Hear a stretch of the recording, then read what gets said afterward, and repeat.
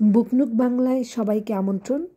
আজকে আমি পড়ছি সমরেশ মজুমদার রচিত তার বিখ্যাত উপন্যাস কালবেলা।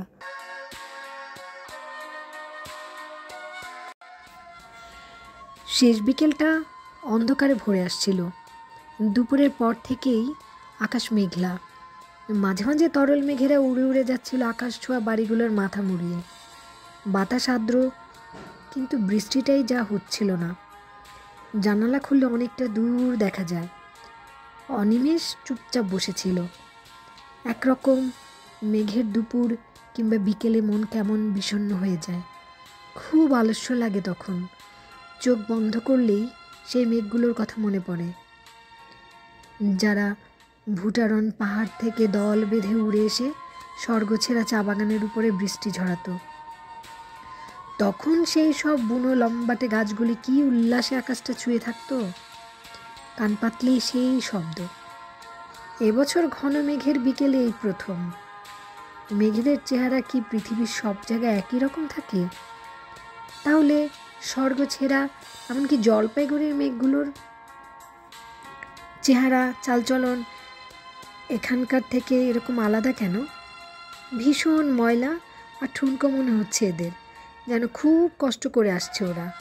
জমতে হয় তাই জমেছে। মেঘ দেখতে গিয়ে অনিমেষ কাছের দূরের ছাদগুলো দেখে ফেলল। 3 তলার উপর ঘর বলে বেশ কিছু দূর পর্যন্ত দেখা যায়।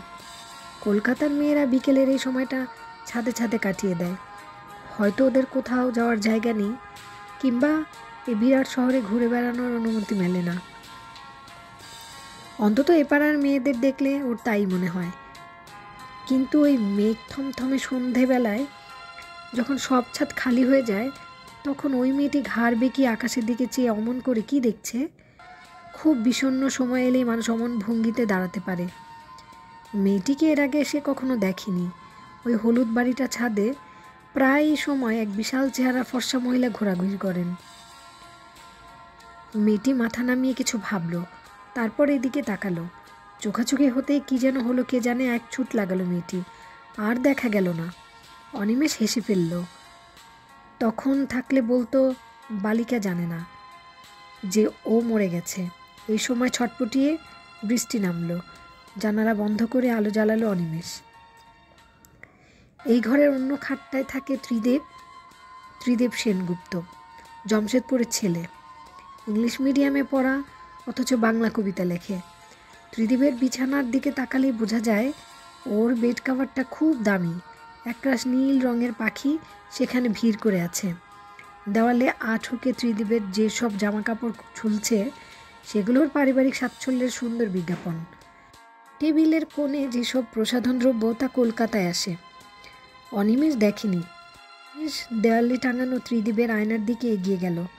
কলকাতার জল পেটে পড়লে মফস্বলের মানুষ নাকি ফর্সা হয়ে যায়।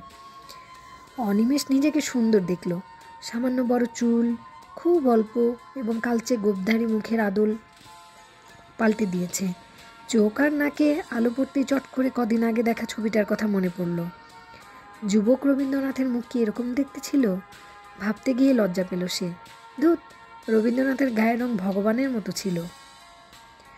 কলকাতায় দেখতে দেখতে অনেকগুলো বছর হয়ে গেল। কলেজের চৌহদ্দি ছাড়িয়ে এখন সে বিশ্ববিদ্যালয়ে।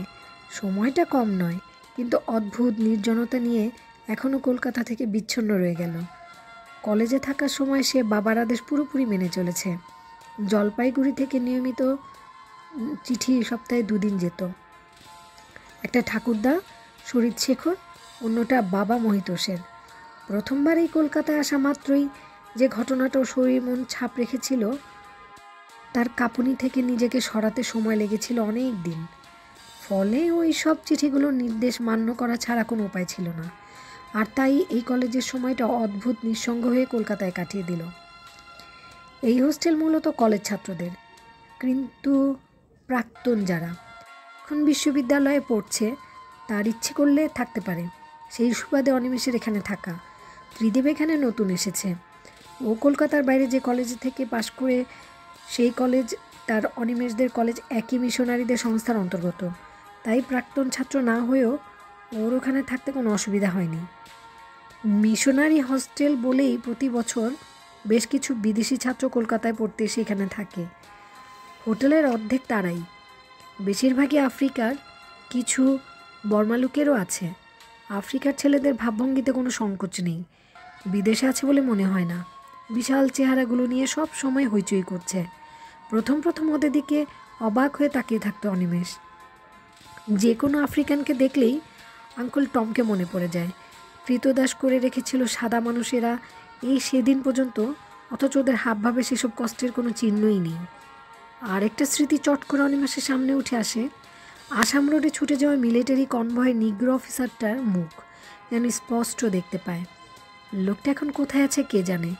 আমরা কাউকে অকারণে মনে রেখে দিই চিরকাল, যার হয়তো আমাদের মনে রাখার কোনো কথাই নেই। শব্দ করে বৃষ্টি পড়ছে এক নাগাড়ে। অনিমেষ দরজা খুলে ভেতরের বারান্দায় এলো। হোটেলের অনেক ঘর বন্ধ। খোলা দরজাগুলো থেকে আলো এসে বাইরে বৃষ্টিতে মাখামাখি হয়ে যাচ্ছে। ইউ প্যাটার্নের এই বাড়ির মাঝখানে বাস্কেটবলের কোর্টটা অন্ধকারে ডুবে আছে। ওপাশের একটি ঘর থেকে মাউথ অর্গানের সুর ভেসে আসছে, টানা এবং কান্নার সুর। আন্তরিক না হলে এরকম বাজানো যায় না। কোনো চেনা গান বা পরিচিত ভঙ্গি সুরটাই নেই। নিশ্চয়ই ওটা ওইসব আফ্রিকানদের কেউ বাজাচ্ছে, হাজার হাজার মাইল দূরে এসে, যার খুব কষ্ট হচ্ছে দেশের জন্য, কিংবা ফেলে আসা কোনো মানুষের কথা ভাবছে। অনিমেষের খুব ইচ্ছে হলো ছেলেটিকে একবার দেখে আসে। মুশকিল হলো ওদের দেখলে সে চট করে আলাদাভাবে চিনতে পারে না। কেউ খুব লম্বা, মোটা অথবা রোগা, এইভাবে বুঝতে হয়। তিনতলার বারান্দা ধরে বেশ কিছুটা এগিয়ে যে ঘরটার সামনে এলো অনিমেষ। একটু সংকোচ হচ্ছিল, গায়ে পড়ে কথা বলতে কেমন যেন লাগে। ঘরের ভেতর ছেলেটি একা চিৎপাট হয়ে খাটে শুয়ে চোখ বন্ধ করে মাউথ অর্গান বাজাচ্ছে। বেশ ঢ্যা চেহারা, জুতো শুদ্ধ পা দুটো খাটের উপর বাইরে থেকে ঝুলছে। ঘরটা দারুণ ওগোছালো, সাজগোজ করার কোনো চেষ্টাই নেই। কয়েক সেকেন্ড দাঁড়িয়ে সে ফিরে আসছিল, এমন সময় ছেলেটি বাজনা থামিয়ে উঠে বসলো। হেই, কথাটা জড়ানো, মানে না বুঝলে অনিমেষ অনুমান করলো তাকে কিছু বলেছে ছেলেটি। পর মুহূর্তে এক লাফে দাঁড়িয়ে দুহাত বাড়িয়ে ডাকলো ছেলেটি, গেট ইন প্লিজ। এবার বুঝতে পারলো অনিমেষ। তাকে লক্ষ্য করে উচ্চারণে একটা মোটা আওয়াজ এমন জড়িয়ে থাকে যে শব্দগুলি স্পষ্ট হতে দেয় না। অনিমেষ ভিতরে ঢুকতেই চকচকে সাদা দাঁতে হাসলো ছেলেটি। ইয়া। ওর আসার কারণটা বোঝাতে গিয়ে বিপদে পড়লো অনিমেষ। মনে মনে দ্রুত ইংরেজি করে নিয়েও ঠিক গুছিয়ে উঠতে পারছে না সে। সংকোচ হচ্ছিল ইংরেজিটা ভুল হতে পারে। শেষ পর্যন্ত সহজ রাস্তা বেছে নিল অনিমেষ। আঙ্গুল তুলে মাউথ অর্গানটাকে দেখালো। ছেলেটি যেন খুব খুশি হয়েছে এমন ভঙ্গিতে বাদ্যযন্ত্রটা শূন্যে ছুঁড়ে দিয়ে ফের লুফে নিয়ে বলল, you like it? Yes. Animesh ধাতস্থ হলো, তারপর জুড়ে দিল, very sweet. Thank you, it's my friend. Mother gave me it. Sit down, sit here please. ওর টেবিলের সামনে রাখা চেয়ারটাতে টেনে নিয়ে খাটের পাশে রেখে অনিমেষকে ইঙ্গিত করলো বসার জন্য। এর আগে ইংরেজিতে কখনো কথা বলেনি অনিমেষ। জলপাইগুড়িতে যখন ছিল তখন এ প্রশ্ন উঠতই না। ত্রিদেব যখন বাংলা হিন্দি বলতে বলতে নিজের অজান্তে অনর্গল ইংরেজি বলে যায়, তখন সেটা লক্ষ্য করেছে অনিমেষ। অনেক শব্দ যার অর্থ অন্যরকম ছিল, ব্যবহারে তার চেহারা পাল্টে যায়। এই যেমন ছেলেটা তাকে ভেতরে আসার জন্য বলল গেট ইন, অনিমেষ নিজে গেট কথাটা ভাবতেই পারত না, বলতো কাম ইন। অথচ বেরিয়ে যাওয়ার জন্য গেট আউট তো স্বচ্ছন্দে মনে আসে। জলপাইগুড়ির বাঙালি স্কুলে ইংরেজি ভাষাটা যেভাবে শিখিয়েছে তাতে নিজের মতো করে কথা বলা যায় না। এই মুহূর্তে সে বিব্রত বোধ করছে। চতুর্দিকে ছেলেটি রং বেরঙের জামাকাপড় ঝুলছে। ওর রুমমেটটি এখনও বোধহয় ফেরেনি। কেউ যে রঙিন জাঙ্গিয়া পরে জানা ছিল না অনিমেষের। চেয়ারে বসে ছেলেটিকে ভালো করে দেখল সে। চামড়া রং কালো হতে হতে কেমন নীলচে জেল্লা বেরোচ্ছে। চোখ দুটো ছোট, মাথার চুলে চিরুনি বোলানো অসম্ভব। এত কোকড়া এবং পাক খাওয়া বোধহয় চুলে আঁচড়ানোর প্রয়োজন পড়ে না। শরীর ওর বেতের মতো হিলহিলে, সামান্য মেদ নেই। চকচকে সাদা দাঁত আরেকবার ঝিলিক খেলো। এই প্রথমবার সে যে ইন্ডিয়ান তাকে অনিমেষকে বলল। তার হঠাৎ খেয়াল হলো থাম্বটার মাতৃভাষা ইংরেজি নয়। অতএব সামান্য ভুলভাল হলে নিশ্চয়ই সে গ্রাহ্য করবে না। অনিমেষ নিজের নাম বলল। এখন কিছুটা স্বচ্ছন্দ হয়েছে সে। অনিমেষ জিজ্ঞাসা করলো, তুমি তো স্কটিশেই পড়ো? হ্যাঁ। দিচ্ছি ফার্স্ট ইয়ার। তুমি? আমি এমএতে অ্যাডমিশন নিয়েছি, এখনও ক্লাস শুরু হয়নি। আর্টস। ও গড, তুমি তাহলে আমার senior, but you look so young. অবাক চোখে তাকালো থাম্বটি। সত্যি কি তাকে এমএ ক্লাসের ছাত্র বলে মনে হয় না? কি জানি। সে জিজ্ঞাসা করলো, এখানে কেমন লাগছে তোমার? ভালোই, তবে ওই মশলা দেওয়া খাবারগুলো যদি না থাকতো, দ্যাটস হরিবল। আমার স্টমাক প্রায় গোলমাল করছে। A man can not live on medicine. তুমি হোস্টেলে থাকছো কেন? তোমার বাড়ি এখানে নয়? না, আমি এখান থেকে কয়েকশো মাইল দূরে ডুয়ার্স বলে একটি জায়গা থেকে এসেছি। সেটা কি ভারতবর্ষ নয়? কেন নয়, এই পশ্চিম বাংলারই একটা অংশ। থাম্বটো চট করে টেবিল থেকে একটা বড় ভারতবর্ষের ম্যাপ সামনে বিছিয়ে বলল, show me where it is. Animesh ঝুঁকে পড়ে পশ্চিম বাংলার মাথায় জলপাইগুড়ি লেখা অঞ্চলটা আঙুল রাখলো। ও দেখলো আলিপুরদুয়ার ও ফালাকাটা ম্যাপে লেখা আছে, কিন্তু স্বর্গছেরার উল্লেখ নেই। থাম্বটো জায়গাটা ভালো করে দেখে নিয়ে বলল, এ জায়গা তো হিমালয় পর্বতমালার নিচে। তুমি কি পাহাড়ি মানুষ? না না, আমি বাঙালি, হেসে ফেললো অনিমেষ। স্ট্রেঞ্জ, তোমাদের এই ভারতবর্ষে স্নো রেঞ্জ আছে, সমুদ্র আছে, মরুভূমি আছে, আবার different type of people with different language একসঙ্গে বাস করছে। কেউ বাঙালি, কেউ পাঞ্জাবি, আবার কেউ ইন্ডিয়ান। তোমাদের কোনো অসুবিধা হয় না? কি করে তোমরা ইউনাইটেড হলে? জানবার আগ্রহ থাম্বটোর মুখে। অনিমেষ এক মুহূর্ত চিন্তা করে বলল, আমাদের চেহারা এবং ভাষা আলাদা হলেও কালচারের কোথাও কোথাও এবং ধর্মেরও মিল আছে। তাছাড়া ইতিহাস বলে বারবার বিদেশি আক্রমণ হয়েছে আমাদের উপর। অতএব বোধহয় আক্রান্ত হলে ইউনিটি গড়ে ওঠে। মন দিয়ে কথাটা শুনে থাম্বটো বলল, but there are Hindus and Muslims, Christian কম নেই। এরা তো কমপ্লিট আলাদা ধর্মের মানুষ, প্রত্যেকের মানসিকতা আলাদা, তাই না? অনিমেষ একটু থতমত খেয়ে বলল, হ্যাঁ, কিন্তু ধর্ম তো ঘরের ব্যাপার।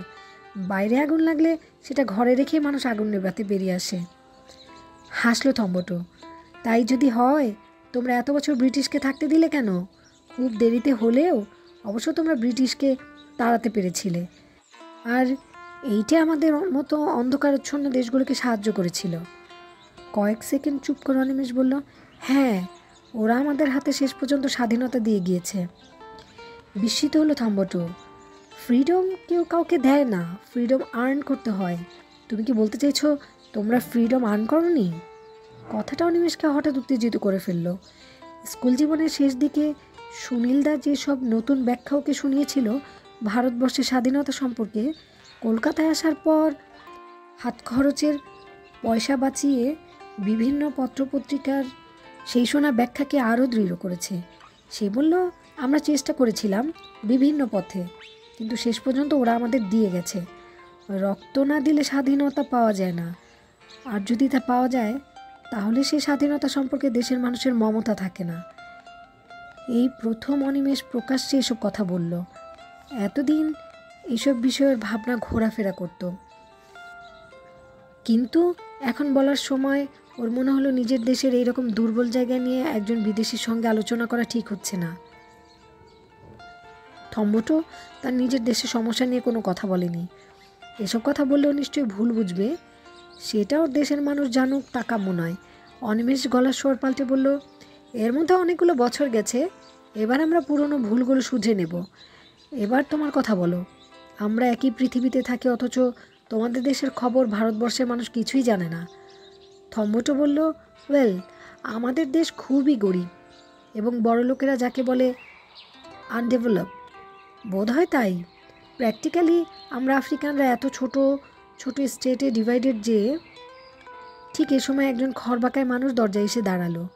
সর্বাঙ্গ ভেজা, পোশাক থেকে টুপটাপ করে জল পড়ছে, চোখে মুখে বিরক্তি।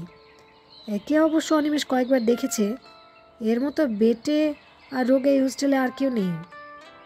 আফ্রিকান তো নেই, তবে এর গায়ের রং নিকোষ কালো নয়, বরং তামাটে বললেই ভালো হয়। মোটা নাক, পুরু ঠোঁট থাকা সত্ত্বেও আলগা শ্রী আছে। মাথার চুলে একটু বেশি স্প্রিং থাকায় বৃষ্টির জলেও এলোমেলো হয়নি। ছেলেটি ঘরে ঢুকে খুব উত্তেজিত হয়ে হাত পা নেড়ে থাম্বটোকে কী সব বলতে লাগলো নিজের ভাষায়। থাম্বটা হাসছে কিন্তু উত্তর দিচ্ছে না। ছেলেটা পাগলের মতো 2-3 বার পাক খেয়েও কথা থামাচ্ছে না। ভাষা ঠাউর না হলেও অনিমেষের মনে হলো ছেলেটি বোধহয় এ ঘরে ওকে দেখে রেগে গেছে। আফ্রিকান ছেলেদের ঘরে কোনো ভারতীয় এসে আড্ডা দিতে দেখেনি, ওরা কারো ঘরে যায় না। হঠাৎ ছেলেটি অনিমেষের দিকে তেড়ে এসে উল্টো দিকের খাটে বসে তরবর করে কী যেন বলল, যেটা ইংরেজি ভাষায় বুঝতে অনেক মুহূর্ত লাগলো। অনিমেষ দ্বিতীয়বার ওকে উচ্চারণ করতে শুনলো, ইউ মাস্ট প্রোটেস্ট। কী রে, প্রতিবাদ করার কথা বলছে? ও বুঝতে পারছে না। না পেরে অনিমেষ থম্বটের দিকে তাকাতেই ছেলেটা একটা আঙুল ওর দিকে উঁচিয়ে জিজ্ঞেস করলো, ইউ লিভ দিস হোস্টেল? মাথা নেড়ে অনিমেষ হ্যাঁ বলল। একটু আশ্বস্ত হলো এই ভেবে যে ওর রাগের কারণ সে নয়, তাহলে প্রতিবাদ করার কথা বলতো না। থম্বটোর এবার কথা হলো এই ছেলেটি ওর রুমমেট। আজ বিকেলে এক সদ্য পরিচিতা মহিলার সঙ্গে ওর বেড়াতে যাওয়ার কথা ছিল, কিন্তু বৃষ্টি এসে যাওয়ায় হোস্টেলে ফিরে এসে আড্ডা মারবে ঠিক করেছিল। কিন্তু গেটে যে দারোয়ান আছে সে নাকি বাগড়া দিয়েছে, এই বলে যে এখানে নাকি মেয়েদের প্রবেশ নিষেধ। যেহেতু এখন 8টা বেজে গেছে, তাই ভিজিটার্স রুমও বন্ধ ছিল। থম্বটোর বন্ধু এতে ভীষণ অপমানিত বোধ করেছে। তারা কেউ বাচ্চা ছেলে নয়, নিজের ভালো মন্দ বুঝতে পারে। এই ধরনের আইন মেয়েদের হোস্টেলে থাকতে পারে, কিন্তু ওদের উপর প্রয়োগ করা মানে রীতিমতো অপমান করা। একটু হেসে থম্বটো যোগ করলো, মহিলাটি আমার বন্ধুর মুখ আর দর্শন করবে না বলে জানিয়ে গেছে। থম্বটোর বন্ধু এতক্ষণ চুপ করে কথাগুলো শুনছিল, এবার চিৎকার করে বলে উঠল, she told me kid. Animesh হেসে ফেলল বলার ধরন দেখে। থম্বটোর বন্ধু চট করে উঠে দাঁড়িয়ে দ্রুত নিজের হাতে জামা কাপড় খুলতে লাগলো। গেঞ্জি টেঞ্জি পরেনি, নীলম তামাটে বুক দেখলে কেউ নিগ্রো বলে ভাবতে পারবে না। এরপর সে নির্দ্বিধায় প্যান্টের বোতাম খুলে সেটাকে ছুঁড়ে দিল ঘরের এক কোনায়। অনিমেষ এতটা আশা করেনি। চট করে একটা অস্বস্তি ওকে বিব্রত করে তুলল। পরিচিত কিংবা অপরিচিত যে কোনো মানুষের সামনেই এইরকম জামা কাপড় ছেড়ে শুধু জাঙ্গিয়া পরে দাঁড়ানোর কথা সে চিন্তাও করতে পারে না। এদের কি কোনো সংকোচের বালাই নেই? ওর আশঙ্কা হচ্ছিল এবার হয়তো জাঙ্গিয়াটা শরীরে থাকবে না। ঘর থেকে বেরিয়ে যাওয়ার জন্য উঠে দাঁড়াতেই ছেলেটির খুব ঘেন্নার সঙ্গে বলে উঠল, you Indian are without backbone, coward. এবার শব্দগুলো বুঝতে এতটুকু অসুবিধা না হয় অনিমেষের মাথায় রক্ত উঠে গেল। চট করে ঘুরে দাঁড়িয়ে সে ছেলেটির দিকে এগিয়ে এলো। ওর শরীর উত্তেজনায় কাঁপছে, দুটো হাতের আঙুল মুঠোয় ধরে রাখতে পারছে না। অনিমেষের চোখ মুখের ভাব দেখে ছেলেটি বোধহয় ভয় পেয়ে দুপা পিছিয়ে গেল। থম্বটো ব্যাপারটা বুঝতে পেরেই ছুটে এসে অনিমেষকে জড়িয়ে ধরল। ওর বিরাট শরীরের কাছে অনিমেষে এই মুহূর্তে অসহায় মনে হলেও প্রাণপণে নিজেকে ছাড়ানোর চেষ্টা করলো। জোর না খাটিয়ে থম্বটো বলল, আমার বন্ধুর কথায় কান দিও না, ও ঠিক জানে না কাকে কি বলতে হয়। তুমি রাগ করেছো দেখে আমি খুশিই হয়েছি। অনেক কষ্টে নিজেকে সামলে নিল অনিমেষ। এখন শরীর কেমন ঝিমঝিম করছে। থম্বটো এসে বাধা না দিলে ও নির্ঘাত ছেলেটিকে মারত। উনি মেয়েদের সঙ্গে আড্ডা দেবেন আর সেটা সমর্থন না করলে জাত তুলে গালাগালি দেবেন। কোনো রকমে থম্বটোর আলিঙ্গন থেকে নিজেকে ছাড়িয়ে বাইরে চলে আসলো অনিমেষ। আজ অবধি কখনো কারো গায়ে হাত তোলেনি সে। ছেলেটাকে মারলে ও নিশ্চয়ই কোনো প্রতিরোধ করতে পারতো না। ওরকম দুর্বল শরীর নিয়ে এই ধরনের কথা বলার সাহস পায় কী করে? মারতে পারেনি বলে জীবনে এই প্রথমবার আফসোস হলো অনিমেষের। বাইরে এখনও সমানে বৃষ্টি হচ্ছে, মেজাজটা খিচড়ে গেছে। আফ্রিকান ছেলেদের মানসিকতা এরকম হয় কিনা কে জানে। তবে থম্বটোর সঙ্গে কথা বলতে ভালো লাগছিল। কয়েক পা এগুতে না এগুতেই পেছনে ডাক শুনতে পেল, হেই অনিমেষ। ঘাড় ঘুরিয়ে এসে দেখলো থম্বটো আসছে। নিজের নামটার এরকম উচ্চারণ শুনে বিরক্তিটা যেন সামান্য মরে গেল। কাছে এসে থম্বটো বলল, আমার খারাপ লাগছে। আমার বন্ধুটি কি খুব নিরীহ? শুধু মেয়েদের ব্যাপারে দারুণ সেন্সিটিভ। যা হোক, তোমার সঙ্গে কথা বলে আমার খুব ভালো লেগেছে। তুমি কি আবার আসবে? কথা বলার ভঙ্গিতে এমন একটা আন্তরিকতা ছিল যে অনিমেষ রাগ করতে পারল না। সে বলল, আজ থাক, আরেক দিন হবে। ঠিক এই সময় থম্বটোর ঘর থেকে একটা উদ্দাম সুর ভেসে এলো। মাউথ অর্গানটা যেন ঝড় তুলেছে। হেরে যাবে নিশ্চিত জেনে মানুষটা যখন মরিয়া হয়ে ওঠে, সুরটা সেই রকম তেজি ও উদ্দাম। কিছুক্ষণ চুপচাপ ওর বাজনাটা শুনল। এই শব্দ করে বৃষ্টি পড়া রাত্রে যখন সমস্ত হোস্টেলটা নির্ঝুম, তখন এইরকম ঝিমঝিমে সুর যেন অবশ করে ফেলেছিল ওকে। নিচু স্বরে থম্বটো বলল, আমার চাইতে ও অনেক ভালো বাজায়, তাই না? অনিমেষ কী বলবে ঠাউর করতে না পেরে নিজের মনে ঘাড় নেড়ে বারান্দা দিয়ে হাঁটতে লাগলো। যে সুরটা ওর পেছন পেছন আসছিল আচমকা সেটা থেমে যেতেই অনিমেষের মনে হলো একটা ভারী নিস্তব্ধতা ওর চারপাশ চেপে ধরেছে। ঘরের শেকল খুলে অন্ধকার দিকে কিছুক্ষণ চেয়ে থাকলো। নিজেকে ভীষণ একা মনে হচ্ছে। এই বিরাট কলকাতা শহরে তার কোনো বন্ধু নেই, আত্মীয় নেই। আলো না জেলে ঘরে ঢুকে চুপচাপ খাটে শুয়ে পড়ল সে। অস্বস্তি তার তবুও যাচ্ছিল না। কি সহজে ছেলেটি ওকে গালাগালিটা দিল। থম্বটো না থাকলে আজ যে কি হতো বলা যায় না। হঠাৎ মাথায় রক্ত উঠে যাওয়ায় উত্তেজনা সমস্ত শরীর কাঁপছিল। তাতে সে কতখানি আঘাত করতে পারত কে জানে, কিন্তু সেটা করতে পারলে বোধহয় এখন ভালো লাগতো।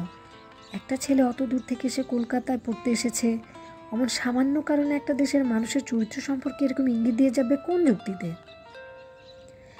নিস্তেজ হয়ে অনিমেষ শুয়ে শুয়ে দরজা দিয়ে বাইরে বৃষ্টি দেখছিল। বারান্দায় জেলে রাখা আলোয় বৃষ্টি মাখামাখি হয়ে নিচে নেমে যাচ্ছে। উত্তেজনা কমে আসায় ক্রমশ এক ধরনের অবসাদ এলো। অনিমেষ কথা নিয়ে নাড়াচাড়া করছিল। You Indians are without backbone, coward, শব্দগুলো হঠাৎ কেমন নিরহ হয়ে গেল। সে যেন সামান্য উপরে উঠে এসে ঝুঁকে পড়ে শব্দগুলোকে দেখতে লাগলো। এই 3 বছর কলকাতা শহরে সে যে জীবন কাটিয়েছে, প্রতিদিনের খবরের কাগজে অথবা চারপাশের মানুষজনের শহরে যে জীবন কাটিয়েছে, এগুলিকে নিত্য সে দেখেছে তারা কী ধরনের। জলপাইগুড়ি শহর থেকে সেই প্রথমবার ট্রেন চেপে আসবার সময় ভারতবর্ষের মাটিতে নতুন কিছু গড়ার জন্য ভাঙচুর শুরু হয়েছে বলে উত্তেজনা টকবকে করেছিল। এই কয় বছরে তা কোথায় মিলিয়ে গেছে।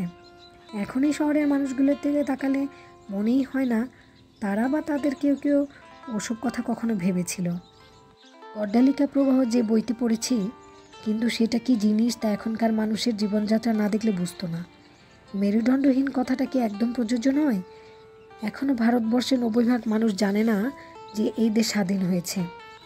যারা জানে তাদের অনেকের মানসিকতায় ব্রিটিশ শাসন আর স্বাধীন ভারতবর্ষের মধ্যে কোনো পার্থক্য নেই। তার কলেজে পড়ার ব্যাপারে মহিতোষের সঙ্গে কিছুটা তিক্ততার সৃষ্টি হয়েছিল। মহিতোষ চাননি যে অনিমেষ স্কটিশ চার্চ কলেজে ভর্তি হোক। ছেলেমেয়েদের একসঙ্গে পড়াশোনাটা তিনি পছন্দ করেন না।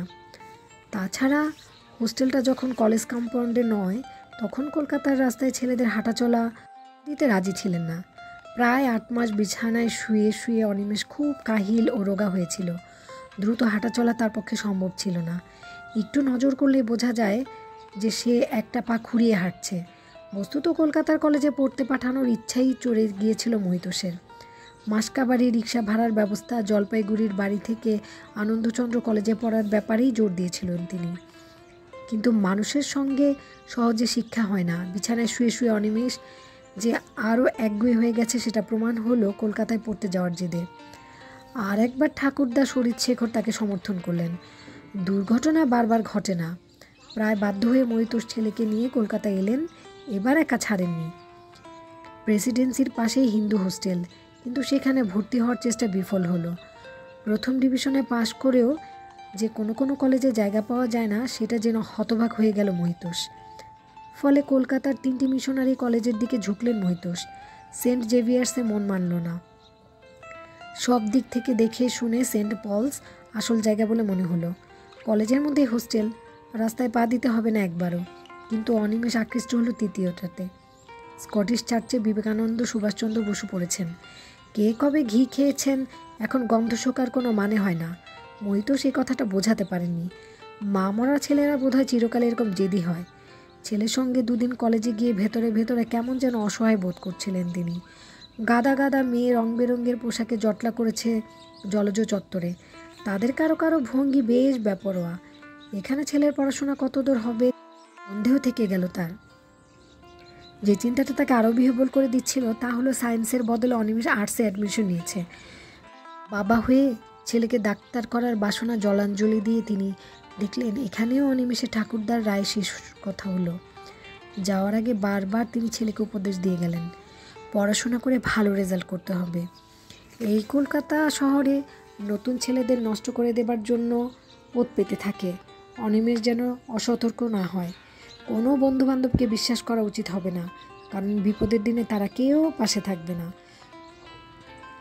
কলেজের ইউনিয়ন থেকে যেন 7 হাত দূরে থাকে, কারণ মধ্যবিত্ত সংসারের ছেলের এই বিলাসিতা সাজে না।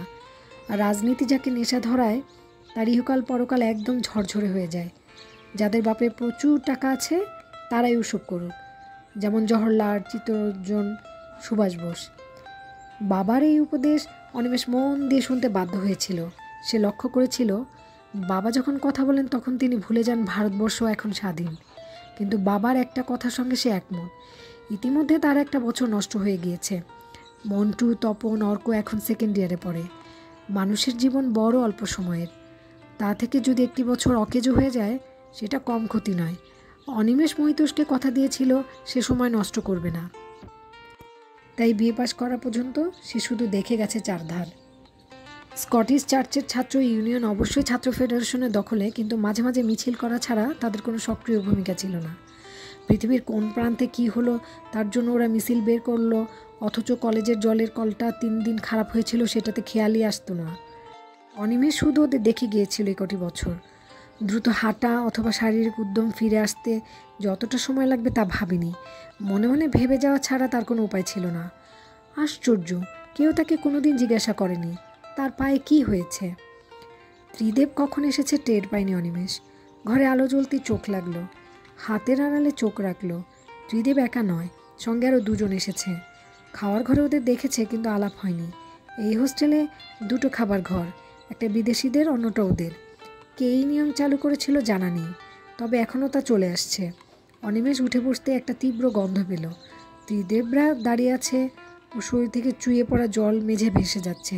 3 জনেই ভিজে কাক। অনিমেষ ত্রিদেবকে বলল, কি ব্যাপার, বৃষ্টিতে ভিজে এলে অসুখ করে যেতে পারে। ত্রিদেব হাসলো। বৃষ্টিতে ভিজলে চুলগুলো কেমন নেতিয়ে থাকে, জন্য সময় মানুষের চেহারা কেমন পাল্টে যায়। ত্রিদেবকে এখন অন্যরকম দেখাচ্ছে। আরে এরকম ফাইন বৃষ্টির মধ্যে রোড দিয়ে হাঁটতে কি আরাম তা তুমি বুঝবে না, নিজেকে দেওয়ানা মনে হয়। কিন্তু নিউমোনিয়া হলে কি হবে? কথার ভঙ্গিটা অনিমেষ মজা পেল। কবিদের নিউমোনিয়া হয় না, ঈশ্বর কবিদের সিনায় একরকমের ভালোবাসা দিয়েছেন যে সেখানে নিউমোনিয়া জায়গা পায় না। কথা বলতে বলতে ত্রিদেব নিজের অস্থিরতা লুকাতে পারল না। এবার অনিমেষ লক্ষ্য করল ওরা 3 জন স্বাভাবিক অবস্থায় নেই, এক জায়গায় স্থির হয়ে দাঁড়াতে পারছে না। ত্রিদেবের গলার সুরটা অন্যরকম। অনিমেষ, মাই রুমমেট, এদের সঙ্গে তোমার আলাপ আছে? নেই, আমরা এই হোস্টেলে থাকি, তবু কেউ কাউকে চিনি না। আমরা একই পৃথিবীতে থাকি, তবু মানুষের আজও জানাশোনা হলো না। এই হচ্ছে দুর্গাপদ, গোবিন্দ। আঙুল দিয়ে 2য় জনকে দেখালো ত্রিদীপ। গোবিন্দ যার নাম, সে তখন কথা বলল। তখনই গন্ধটার রহস্য বুঝতে পারল অনিমেষ। তুমি তো গুড বয়, এখনও মফস্বলের আলোয়ান গায়ে জড়ানো। কথাগুলো জড়ানো, মদ্যপানের প্রতিক্রিয়া প্রতিটি শব্দে। তার মানে ত্রিদেব দুর্গাপদ মদ খেয়েই এসেছে। গোবিন্দর কথায় বিদ্রুপ থাকলে অনিমেষ জবাব দিল না। এটা জানা কথা, মদ্য হলে মানুষের চিন্তা চেতনা অসংলগ্ন হয়ে যায়, তখন যুক্তি অচল। সে শুধু ত্রিদীপকে জিজ্ঞেস করলো, তুই মদ খেয়েছ? কলকাতার এই প্রবাস জীবনে ত্রিদেব গৃহসঙ্গী পেয়ে খুব খুশি হয়েছিল অনিমেষ। ছেলেটা কবিতা লেখে, অন্যরকম কবিতা, মনটা ভালো। অবশ্যই অবস্থা সম্পন্ন ঘরের ছেলে, কিন্তু আচরণে কোনো চালিয়াতি নেই। শুধু অনিমেষের ইচ্ছে হোক না হোক ত্রিদেব ওকে কবিতা শোনাবেই। কিন্তু আজ অবধি ত্রিদেবকে কখনো মদ্যপান করা অবস্থায় দেখেনি। কেউ মদ খেলেই সে অনেক বছর আগের দেখা মহিতোষের চেহারাটা ওর সামনে ভেসে আসে। মত্ত মহিতোষ, তার শীর্ণ চেহারায় ছোটো মাকে ভুলে গিয়ে অনিমেষ। তবু মানুষ দুঃখে পেলে নাকি মদ খায়, বড়লোকেরা মেজাজ আনতে ড্রিঙ্কস করে, কিন্তু ত্রিদেব, ওর খেতে 2টো প্রয়োজন আছে, কি সেটা তার জানা নেই। তাছাড়া এই হোস্টেলে যে নিয়মাবলী দরজায় টানানো, তাতে এই ধরনের আচরণের জন্য শাস্তির ব্যবস্থা আছে। ত্রিদেব কথাটার জবাব না দিয়ে ঘুরে দাঁড়ালো জানালার দিকে। পাল্লা 2টো খুলে দিতে দিতে বলল, কেন, মদ খেতে কি তোমার খারাপ লাগে? পেটে মদ, মাথায় বৃষ্টি, লণ্ডভণ্ড হয়ে যাক সৃষ্টি, তুমি খাবে? না। নিজের অজান্তেই শব্দটা জোরে বলে ফেলল অনিমেষ। কেন গুডি বয়, মদ খেলে মানুষ খারাপ হয়ে যায়? গোবিন্দ টিপ্পনি কাটলো জড়ানো গলায়। অনিমেষ দেখলো দুর্গাপদ জামার তলা থেকে একটা চ্যাপ্টা বোতল বের করলো। নাক সিটকে অনিমেষ বলল, মদ খেলে মানুষে কি হয় আমি জানি, আমার দেখা আছে। দুর্গাপদ খিক করে হাসলো। অনেকের জামাই ষষ্ঠী থাকে না, ভাইফোঁটা থাকে না, তোমার বুঝি এরকম ব্যাপার, মদ খেতে নেই? ত্রিদেব জ্বালানা খুলে দিতেই হু হু বৃষ্টির জল ঘরে ঢুকতে লাগলো। অনিমেষ দেখলো পড়ার টেবিল জলে ভিজে যাচ্ছে। সে তড়াক করে নেমে জানালা বন্ধ করতে গিয়ে ত্রিদেবের কাছে বাধা পেল। দুহাত দুপাশে বাড়িয়ে ত্রিদেব বলল, নিয়ম না ভাঙলে নিয়মটাকে বোঝা যায় না মাই রুমমেট। আমার বইপত্র ভিজে যাচ্ছে, কাল আমি শুকিয়ে দেব। অনিমেষ লক্ষ্য করলো ত্রিদেব ভাবা আপ্লুত অবস্থায় কথা বলে হিন্দি শব্দ এরকম বলে না, যেমন কবিতা লেখার সময় ওর হয়। হাল ছেড়ে দিয়ে সে ফিরে আসছিল এমন সময় গোবিন্দ ওর সামনে এসে দাঁড়ালো। ইনডাইরেক্ট না ডাইরেক্ট? বোতলটা সামনে ধরে ইঙ্গিত করতে অনিমেষ মাথা নাড়ল। আমি খাবো না। তা কি হয়, এক যাত্রায় পৃথক ফল। আশ্চর্য, আমি না খেলে তোমরা জোর করে খাওয়াবে নাকি? ত্রিদেব এগিয়ে এসে কাঁধে হাত রাখল। সংস্কার ভাঙার কথা হচ্ছিল না সেদিন? তুমি নিজেই তো সংস্কারগ্রস্ত। নাও, খেয়ে নাও, লাথি মারো বিবেকের মাথায়। ওটা সস্তা নয়, আমি মরে গেলেও খাবো না। অনিমেষ ফুঁসে উঠল। হঠাৎ কি হলো ত্রিদেবের? ওর চোখ মুখ হিংস্র হয়ে গেল। ধস্তাধস্তি শুরু হলো বৃষ্টি ভেজা ঘরটায়। অনিমেষ ভাবলো চিৎকার করে উঠে, সুপার ছুটে এলে এর হাত থেকে বাঁচা যাবে, কিন্তু তারপর যেটা হবে সেটা ভেবে সে চিৎকার করলো না। নিঃশব্দ ছিল বাকি তিনজনই, কিন্তু কিছুতেই ওই তিন মাতালের সঙ্গে পেরে উঠছিল না। প্রচণ্ড শক্তিতে ওরা অনিমেষকে মাটিতে চিৎ করে ফেলে মুখের মধ্যে মদের বোতল গুজে দিল। গলগল করে নেমে আসা বিশ্রী স্বাদের তরল পদার্থটি জিভ দিয়ে প্রতিরোধ করতে পারল না অনিমেষ। উগড়ে ফেলতে গিয়ে কিছুটা পেটের ভিতর চলে গেল। জ্বলছে গলা, কি দুর্গন্ধ! অনিমেষ শেষবার দাঁতে দাঁত চেপে প্রতিরোধ করতে চাচ্ছিল। গোবিন্দ খিচি উঠল, শালা খাচ্ছে না, ঠিক আছে, ওর শাস্তি হলো আগাগোড়া ন্যাংটো করা। নগ্নতা কবিতা নয়, অথবা আরও কিছু বেশি। ত্রিদীপ বিড়বিড় করে উঠল। ওর হাত চলছে, দুজন চেপে ধরেছে, অন্যজন সক্রিয় হয়ে উঠেছে। দুপায়ের প্রতিবাদ সত্ত্বেও অনিমেষের নিম্নদেশ নগ্ন হয়ে গেল। পরবর্তী আক্রমণ কী হবে সেটা ভাবার আগেই অস্ফুট আর্তনাদ শুনতে পেল অনিমেষ। গোবিন্দ বলছে, আরে বাস, এ শালার ঠাইতে এত বড় দাগ কিসের? চোখ বন্ধ করে অনিমেষের শরীর আচমকা সেই যন্ত্রণাটা ছড়িয়ে পড়ল। সে শূন্যে সামান্য লাফিয়ে মাটিতে পড়ে যাচ্ছে। ত্রিদীপ ওকে ছেড়ে দিয়ে অপারেশনের জায়গাটায় হাত দিয়ে অন্যরকম গলায় বলল, কী হয়েছিল এখানে? কিসের দাগ? মুখের ভিতর বিশ্রী স্বাদ, গলা জ্বলছে, শরীর অবসাদ। অনিমেষ থুতু ফেলার চেষ্টা করে জবাব দিল, বুলেটের। হাঁটুর খানিকটা গভীরে তামাটে দাগ, অস্ট্রেলিয়ার ম্যাপের আদল নিয়েছে। হঠাৎ দেখলে একটু অস্বস্তি হয়। সুন্দর নীলম থাইয়ের মধ্যেখানে একটা কুৎসিত চিহ্ন সারা জীবন আঁকা থাকবে। সাধারণত ফুল প্যান্ট পরলে চিহ্নটি কারো চোখে পড়ে না। অনিমেষও সেটা মনের আড়ালে রেখে দেয়। সামান্য পা টেনে হাঁটা ছাড়া এই চিহ্নটি ওকে কোনো পীড়া দেয় না। চোখের বাইরে থাকলেই সব জিনিস কমে যায়, কিন্তু যখনই প্রসঙ্গ উঠে অথবা খবরের কাগজে পুলিশের গুলি চালানোর কথা লেখা হয়, তখনই অনিমেষের থাই টনটন করে। ব্যথাটা আচম্বিতে সমস্ত শরীরে ছড়িয়ে যায়। কখন জ্ঞান ফিরেছিল অনিমেষ জানে না। মানুষ জলে ডুবে গিয়ে কী দেখে সেটাও অভিজ্ঞতায় নেই, কিন্তু চোখের সামনে অজস্র ঘোলাটে ঢেউ ভেঙে ভেঙে পড়ছে, এছাড়া সে কিছু জানে না। প্রথম যখন নিজের অস্তিত্ব টের পেল, তখন সে বিছানায়, মাথার ওপাশে ছাদ, একজোড়া কড়া ওষুধের গন্ধ। সামান্য মাথা ঘোরাতে ও বুঝতে পারল যে এটা হাসপাতাল। সবে ভোর হয়েছে। কলকাতায় পড়তে এসে যখন শিয়ালদা নেমেছিল তখন সন্ধে পেরিয়ে, অথচ এই ভোরবেলায় সে হাসপাতালে শুয়ে আছে কেন? অনিমেষের চিন্তা করতে খুব কষ্ট হচ্ছিল। চোখ বন্ধ করে পরিচিত মুখগুলোকে দেখতে চাইছিল। শরীরশেখর দাদুকেও এক পলকে লাঠি হাতে এগিয়ে আসতে দেখে চোখের পর্দায়। মহিতোষ, ওর বাবা, গম্ভীর মুখে ফ্যাক্টরি থেকে ফিরে সাইকেল থেকে নামছেন। ছোটো মা মাঠের মধ্যে দিয়ে দ্রুত হেঁটে চলেছেন। ঘুমটা একটু নেমে এসেছে। না, সবাইকে সে মনে করতে পারছে, আলাদা আলাদা করে প্রতিটি মুখের আদল দেখতে পাচ্ছে। আর এরপরেই সিনেমার মতো চোখের পর্দায় জ্বলন্ত ট্রামটা ভেসে উঠল। কিছু ছেলে সেটায় আগুন লাগিয়ে একটু আগে ছুটে গেছে। শব্দ হচ্ছে ট্রামটা থেকে, লকলকে আগুন ট্রামের তার ছুঁয়েছে, বারুদের গন্ধ বাতাসে। অনিমেষ সেই ট্রেনে পরিচিত বৃদ্ধের সঙ্গে হেঁটে যাচ্ছিল। কারফিউ শব্দটায় কার্যকর ক্ষমতা যে ওই প্রথম দেখল। এমন নিস্তব্ধ মৃত শহরের নাম কলকাতা, এটা আবিষ্কার করে অবাক হয়ে গিয়েছিল সে।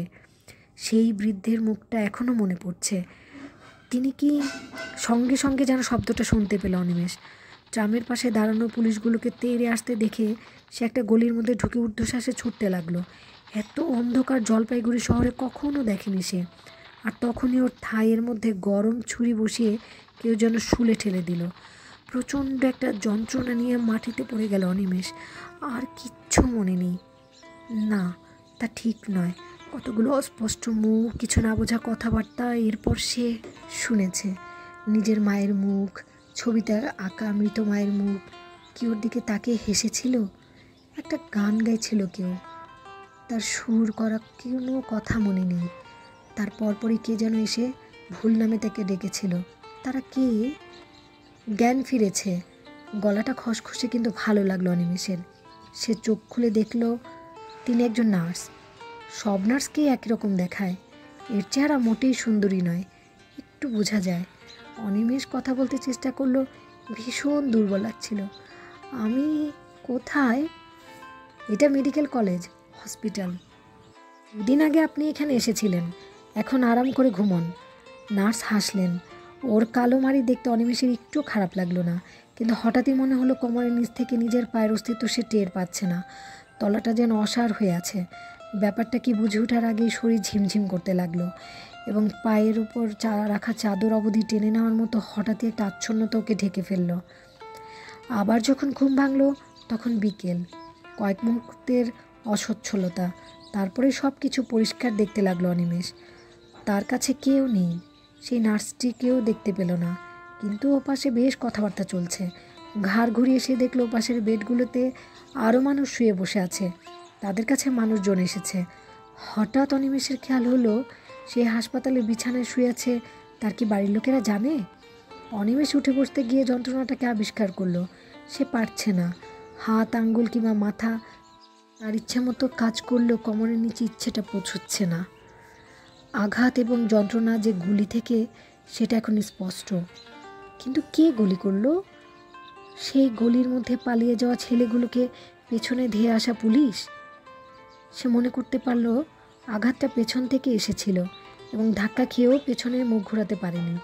ট্রামের আগুনে দেখা পুলিশগুলো রাগী গোখরার মতো তেড়ে আসছিল, কিন্তু হাতে সুটকেস, বেডিং দেখে ওরা বুঝতে পারলো না খামোখা ওকে পুলিশ গুলি করলো কেন।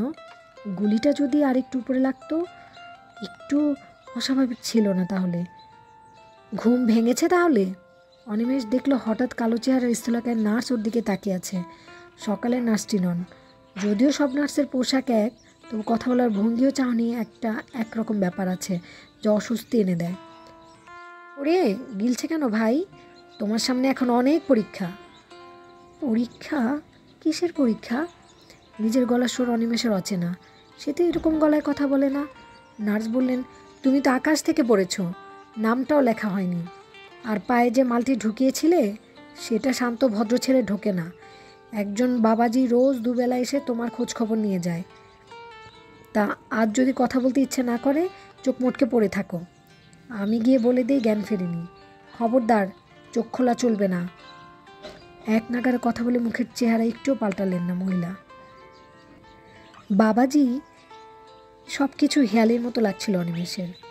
পুলিশ, ঘরের খেয়ে বোনের মোষ তাড়াতে গেলে আর বাবাজিদের চিনলে না?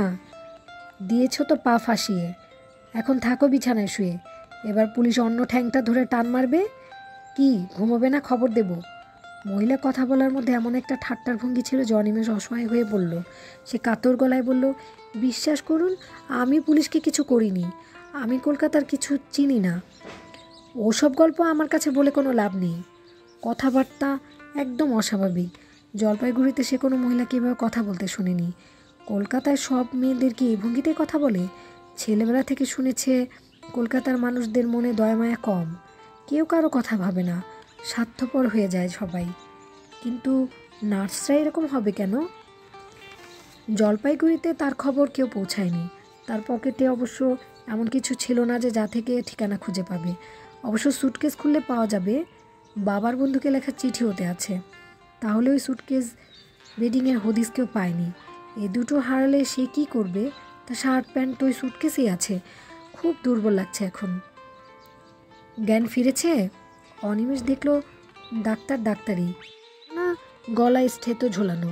ওকে প্রশ্ন করেছেন শরীরের পাশে নেতিয়ে থাকা ডান হাতের কবজিটা তুলে পালস দেখলেন। তারপর বললেন, 5 মিনিটের বেশি কথা বলবেন না। বাধাগত মোটা গলার চাপা হাসি কানে এলো। যা বলেন, তবে এ কেসে আরেকটু ব্লিডিং হলে বাঁচানো যেত না। অনিমেষ ডাক্তারকে চলে যেতে দেখল। শরীর থেকে অনেক রক্ত বেরিয়ে গেছে। অনিমেষের ইচ্ছে করছিল ডাক্তারকে জিজ্ঞাসা করে তার পা আস্ত আছে কিনা, কিন্তু সে নিজেই উঠে বসে দেখবে তার শক্তি নেই। যদি পা বাদ দিয়ে থাকে ওর তাহলে কি করবে? চিরকাল খোঁড়া হয়ে হাঁটা। মেঝেতে কিছু ঘষতে আনার শব্দ হলে অনিমেষ ঘাড় ফিরিয়ে তাকালো। একজন রোগা মানুষ, কিছু কাতলা মাছের মতো মুখ, সবুজ হাওয়াই শার্ট প্যান্ট পরা, ওপাশ থেকে একটা টুল ঘষতে তার খাটের কাছে নিয়ে আসলো। লোকটার চোখ সে ভালো করে দেখতে পাচ্ছে না, কারণ নাকের পাশে আর ভুরুর তলার ঢিপি মাংস সেই দুটোকে প্রায় ঢেকে রেখেছে। বুকনুট চ্যানেলটির সাথে থেকেও সাবস্ক্রাইব করো। নেক্সট পর্ব শোনার আমন্ত্রণ রইল।